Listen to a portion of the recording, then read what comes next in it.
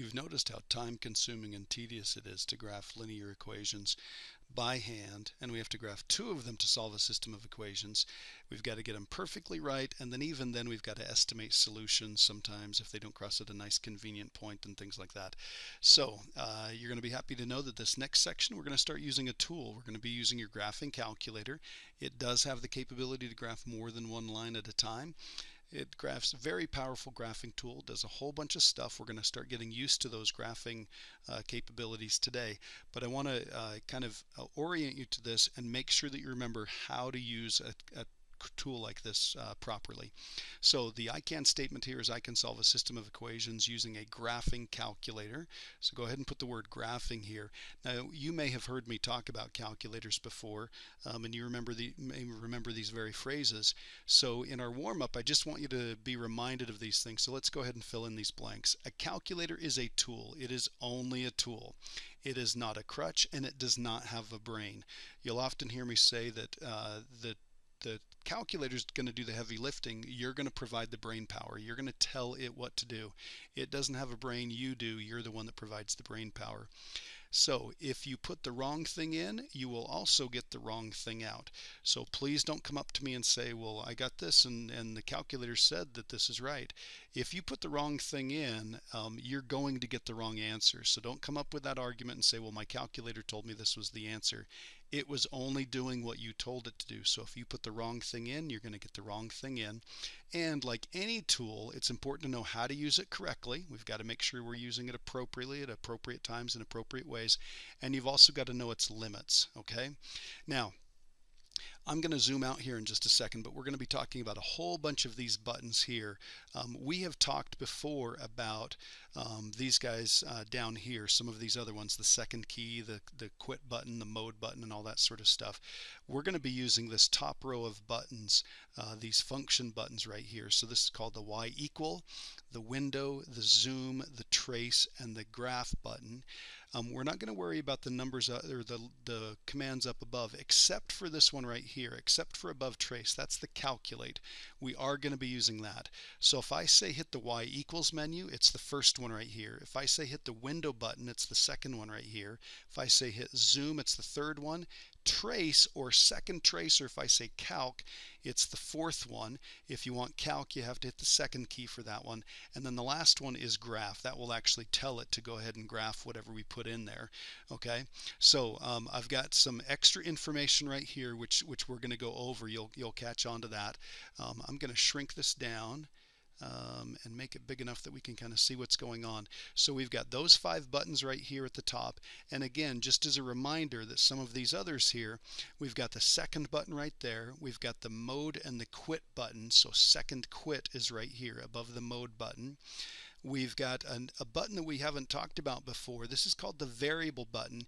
It is kitty corner from the second key. It's right underneath the mode key, so it is right here. And then we've got the insert and delete key. The insert delete key is right here, right next to the arrow buttons. Those are really important. We're going to be using those a whole bunch. The clear button is right here underneath the cursor buttons. And then the memory button. We are going to be using the memory button. The memory button is right here. It's above the plus, okay? So the first thing that we need to learn how to do is we need to learn how to graph lines on your calculator. So write the word lines on your calculator in an appropriate window. So this is the first time we've talked about graphing lines and doing an appropriate window. Now, to make sure that we're all on the same page, we are going to do this. Let's reset our calculators, because sometimes people have been playing with these. They've been doing different things. Maybe somebody's been doing some advanced math with it, or maybe they stored a variable or something like that. So here's the first thing we're going to do. We're all going to reset our calculators. So we're going to hit second and then the plus button to access memory, and then we're going to reset our memory following the instructions, and we're going to reset our RAM. So I'm going to pull up the calculator, and we're going to do that right now. Okay, I've got the calculator up here, and you'll notice it's already got some stuff on this. I was using this before. So here's what we're going to do. We're going to clear the memory. We're going to reset this to defaults. So what we're going to do is we're going to hit second and plus. So we're going to hit the second button and then plus. And the memory comes up here, and it says, down at the bottom, it says on number 7, reset. So we're going to hit number 7, and we're going to reset all the RAM. So we're going to hit number 1. Okay, and we can hit reset here. It'll work for just a second and then everything will all be cleared off, and we can hit the clear button. If I do this again, I can hit second and memory. I can hit the 7 and you'll notice what it says is defaults. So if I wanted to hit the defaults and reset everything to factory defaults, I can do that. So again, I'd hit the 2 and it will automatically go through and it'll set the defaults. Clear off, and then I'm back at the home screen. One thing you can do if you want to just clear everything off is we'll hit the 7, and did you notice this right here? Clear all. So I'm going to hit the back arrow to hop right on top of that, and it says clear all memory. That's going to clear out all the variables that might have been stored, all the equations that might have been stored, any programs and different things like that. And it's just going to reset everything back to default just with one button click. So we're going to hit reset all of that. So it says it will reset and delete all data, programs, apps from RAM and archive. There's no reason to store anything on these calculators, so that's what we're going to do. We're going to go ahead and reset. It reset everything, and we're right back to the starting position. Okay? Now let's come back over here and let's take a look at the next page and let's talk about how we're going to graph these. So we want to be able to graph that line right there. So I'm going to grab the calculator. I'm going to slide this over. Okay? And this is what we're going to do. We're going to enter this into the y equals menu. So I'm going to hit y equals, that's this first button right here. And you'll notice what comes up is all these y's. So it says y1, y2, y3, and so forth. This literally just means the first equation, second equation, third equation, and so forth. So we're going to put in 2x minus 3. So 2, and then where does the x come from? Well, the easiest place to find the x is this right here. So the xt theta n button. So we want the x. With the mode that we're in right now, it's just going to give us an x. So that's the quickest way to put an x there. And then we're going to do minus 3. Make sure you grab the minus and not the negative. Okay? The next thing we're going to do is we're going to make sure that we're graphing in what we call the standard window. So when we say standard window, what that's going to do is it's going to do a graph that looks like this. It's going to go from negative 10 to 10 in the x direction and negative 10 to 10 in the y direction, and it's going to put tick marks every 1 unit. Okay, so we're going to make sure that it's going to graph this in the right window. So we're going to hit window. That's the second one right here. See how it goes red like that? And it needs to look like this. If you've hit reset, it will automatically go back to these defaults. So this is what this means. The x minimum is negative 10. So the farthest it's going to go to the left is negative 10. So it's going to go to there. The x max, the biggest the x can be, is going to be 10. The scale, that's how often it puts a tick mark. It's going to put a tick mark every 1. And then same thing in the y direction. Negative 10 is the minimum. Positive 10 is the maximum. And then the scale is 1. It's going to put a tick mark every 1. Don't worry about the x resolution. We don't need to mess with that. Okay. Now what it says is we're going to hit graph to view the graph. So we're going to skip over the zoom button. We're going to skip over the trace button. And we're just going to hit graph. And isn't that cool? That quickly, here's what we've got. This crosses at negative 3, and it has a slope of 2. So it's a little steeper than a slope of 1. Now you will notice something about this. This window is not square. So let me slide this over so we can take a look. This graph is set up to be square. It's scaled the same in both directions. What this does is you'll notice that these tick marks are all the same distance apart, but notice in the vertical direction, these are squeezed a little bit closer together. The graph, because this is a rectangle, it's not quite as tall as it is wide. We do get a bit of a squished graph, but we can deal with that. For our purposes, it's going to look pretty good. Now, the next thing I want you to do is I want you to hit the trace and the arrow keys to move along the line. So when we say trace, what we mean is trace along the line. So here's the trace button, and you'll notice what happens. There's a little cursor that pops up here, and then it says y1 equals 2x minus 3. So it tells us what line we're on. We know that we're on this particular line right here, and then it tells us what the x and y coordinate is. There's no doubt that this one crosses the the y-axis at negative 3, so we're in good shape there. And then if we hit the right arrow button, you'll notice that the x's are getting bigger and the y's are getting bigger also. Okay, so if we go to about right there, then we're at about 0.2, 0.3, and 1.6. Okay, all right. So I do want to show you one more thing. If we were to say, you know what, I wonder what it is when it's exactly 2. You can actually, in this window, you can hit the number 2. it'll say when x is equal to 2, let's throw that in there, and it tells us exactly what it is. Now the reason it's doing these ugly numbers right here is because this picture is made of pixels, and the calculator, every time we push the over arrow, either right or left, it's going 1 pixel. So it's actually, I think, 94 pixels wide and 68 pixels tall or something like that. So 62 pixels tall. So it does squish this. The pixels make things look ugly and stuff like that. But if you want to know what a good number is, let's say we want to know where it is at -1. The y value would be -5. So notice that we'd go back 1, and then this is down 5. Okay, so it says sketch the line on the axes provided. So let's go ahead and do that. Remember, it crossed right here, and then the slope was 2, so it looks something like this. Okay, again, we don't have to be perfect. It's going to look something like that. Okay, now I'm going to bring this back up and take a look. This line on my graph is a little steeper than that one right here. Okay, so the reason for that is this is squishing it vertically a little bit, but this is an accurate graph. Again, if you wanted to know, let's check and see. We think this is 2, 1, so let's see. Let's plug in a 2. It is 2, 1, so we graphed it the right way. So adjust some of the window settings and see what happens to the graph. I'm going to show you one window setting that you can adjust. Let's go to Window, and let's change this to, and this is a negative, let's change this to -100, and the other one to 100, and let's not, whoops, let me back up here, delete that. Let's not mess with the other ones. So what this is going to do is it's going to go from -100 in the x to 100 in the x direction, but the y is going to be the same, and I want you to notice what happens. Okay, so this is a really ugly picture, but what it did is it kind of stretched the graph out side to side, because this goes all the way down to -100. Our picture before looked about like this, so it stretched it out, and notice how fat that is. That's because we're putting tick marks every 1 unit, and that just looks horrible. Okay, there is one thing I want to show you that will get you a nice window very quickly. It's not a very big window, but if you hit zoom decimal, I want you to take a look at zoom decimal. So all you have to do is hit zoom button and hit the 4. Okay, now this doesn't go down very far, and I'm going to hit Window, so go ahead and hit Window and take a look at this. This is going to be at, let's see, -4.7 and 4.7, so it's only going to start here and go to about right there, and it's going to start at -3.1, so about right there, kind of what we saw, and up to there. So it's a really small window. It's only about that big. But the cool thing about this window is it's square. It's a nice square window.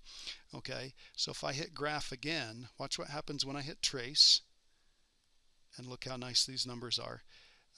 What this did is it made it so every pixel is jumping 1/10 of a unit in the x direction. Okay, so it just makes it a little bit nicer. Now if you want to go back to the other one, that's called Standard, so we're going to go to Zoom Standard. These are going to be used most often, Zoom 4 and Zoom 6, Zoom Decimal and Zoom Standard. So I'm going to hit a 6. It's going to take us right back to where we were before, so that's the original one.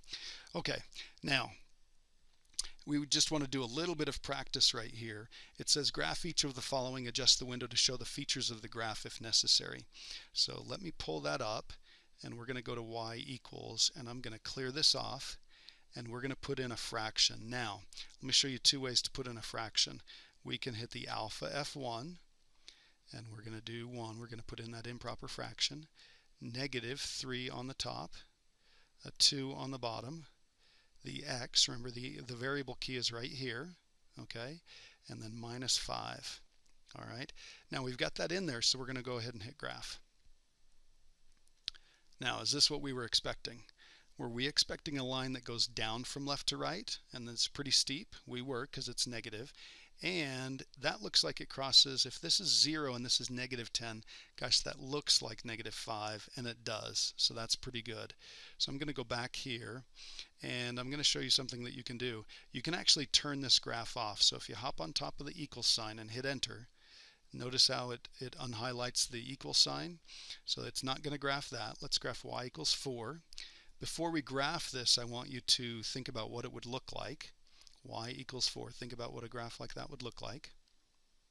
It's a horizontal line. Okay.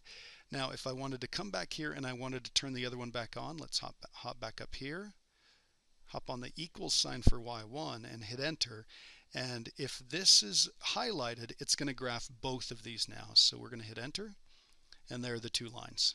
Okay? Now I'm going to come back here and we're going to graph these others really quickly. So I'm going to hit y equals. I'm going to hit clear on both of those. Hit clear, so that's totally gone. And now I'm going to come over here and we're going to figure out what we've got to graph on this one. So we're going to subtract x. So negative 2y equals negative x minus, whoops, I'm thinking ahead here, minus 24 divided by negative 2. So that's y equals, this would be 1/2 plus 12. And that one's already in the right format. So let's pull this up here. And this is going to be, notice that that is a 1/2. Whoops, I need the x on there. 1/2 x. So I'm going to do this. It's much quicker just to push 0.5x. That would be great. And let's see, plus 12. Okay. And let's hit graph. Now, is that what we were expecting? This would cross at 12. Remember, it only goes up to 10, so it's actually crossing off the screen up here. Were we expecting a fairly shallow line? We were. That goes up from left to right, so that's totally fine. I do want to show you something really quickly, that if you wanted to put in a fraction without using the fraction tool, we could do this. We could do 1 divided by 2 and then multiply that by x, and then plus 12. Those are exactly the same thing. So if I hit graph, I'm only going to see one line on here. Okay, so I'm going to come back here and we're going to get rid of both of those. Just playing around here, getting used to how these work. So clear this off. And let's take a look at this next one. I'm going to put this in what I consider the quick way. Negative 7 divided by 4 times the x. So there's the negative 7 fourths times x minus 1. And then we're going to graph that. Looks good. Crosses at negative 1, slope of negative 7 fourths, pretty steep. Just for the heck of it, let's hit zoom 4 to zoom in just a little bit. And we'll hit trace. There it crosses at 0, negative 1. And if we went back, notice how most of those numbers are pretty nice, especially the x values. Okay? All right, I'm going to do one more thing. We're going to hit zoom square, so that's a 5.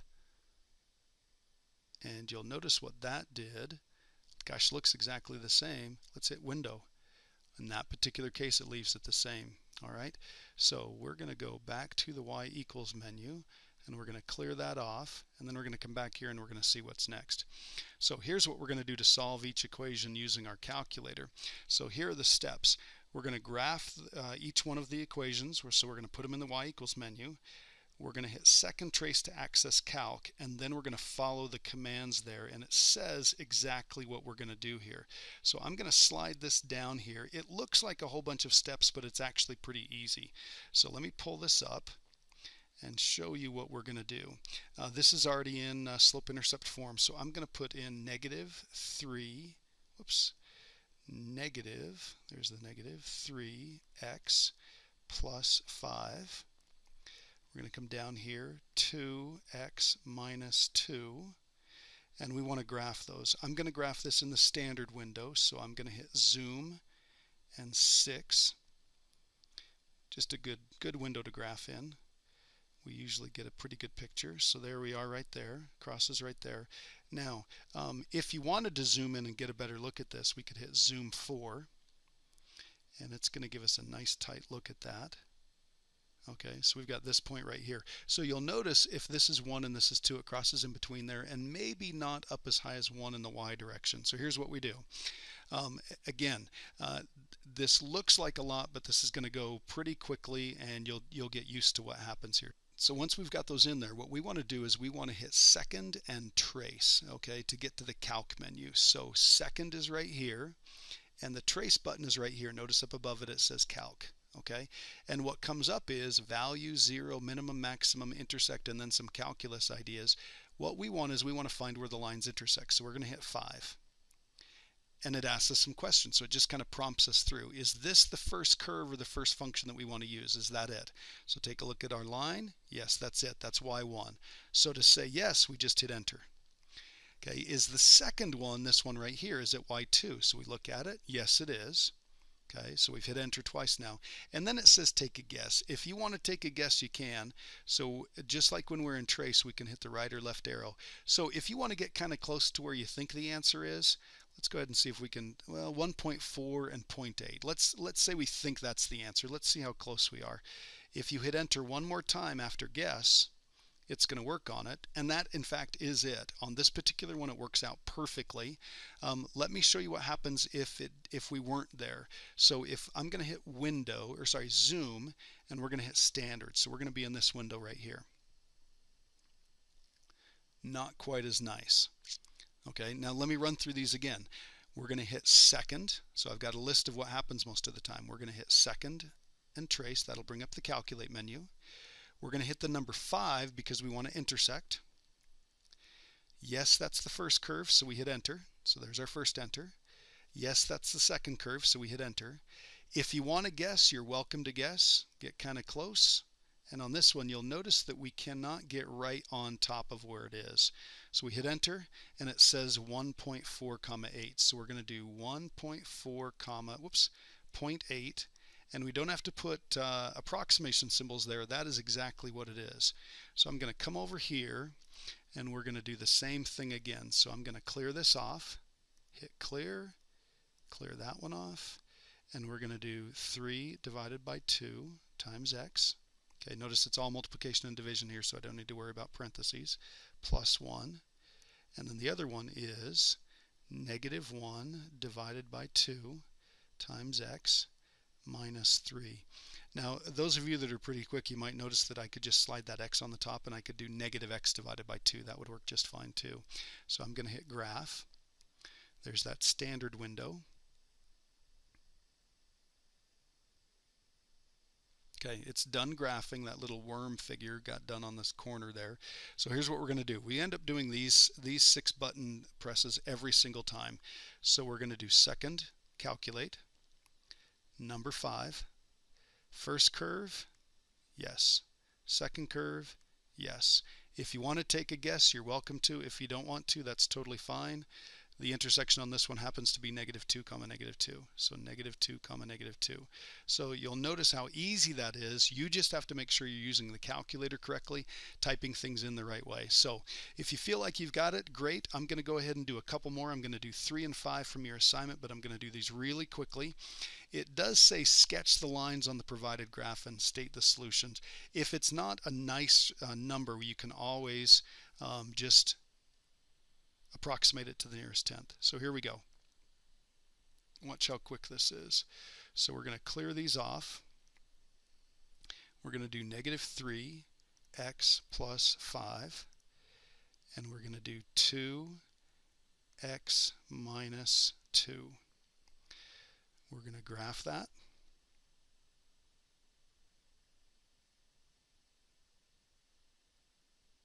So this one crosses at 5 and has a slope of negative 3. So we're just going to do a quick sketch here. Slope of negative 3. So it's going to look something like this. The other one crosses at negative 2, has a slope of positive 2. So it's going to look like this. Okay, so we've got our lines right there. And then the cool thing about this is the calculator is going to do the heavy lifting for us. So again, we're going to hit second calc, number 5, because we want an intersect. Yes, that's the first curve. Yes, that's the second curve. If you want to guess, you're welcome to. It'll find it either way. So there's our 1.4 comma 8. Okay, so 1.4 comma 0.8. Okay, gosh, that looks familiar. That might have been the one we did on the assignment. And number 5, let's take a quick look at that. You'll notice I need to do a little bit of work here. I do need to move this to the other side, so I'm going to subtract x. So here's the other one. We're going to do negative x minus 4. So these are the ones we're going to graph. You'll notice that that one is a y equals 2. Now we can deal with that. So I'm going to clear this off. I'm going to put a 2. I'm going to clear that second one off. I'm going to do a negative x minus 4. Okay, and I'm going to hit graph on that one. There's that horizontal line at 2. And here's this line that crosses at -4 and has a slope of -1. So here we go. This is what it looks like if all we have to do is draw a sketch here. -4, and it looks about like this. Okay, so somewhere around there. Let's have the calculator do the work for us. So again, second, calculate. Number 5, because we want an intersection. Yes, that's the first curve. Yes, that's the second curve. If you want to guess, go ahead. If not, just hit enter, and we get -6, 2. So -6, 2. Circle that, and we're done. So although we do have to draw a quick little sketch of this, the calculator makes really quick work of finding the exact answer. We don't have to worry about whether or not we graphed it right. All we have to do is worry about whether or not we plugged it into the calculator the right way. So I realize that is a ton of information. Lots of stuff to keep track of. Really good stuff here about the type of calculator we're using and what we're doing with that. So make sure you're familiar with all of those buttons, where to find those, and you should be in good shape. All right, ask questions if you've got them.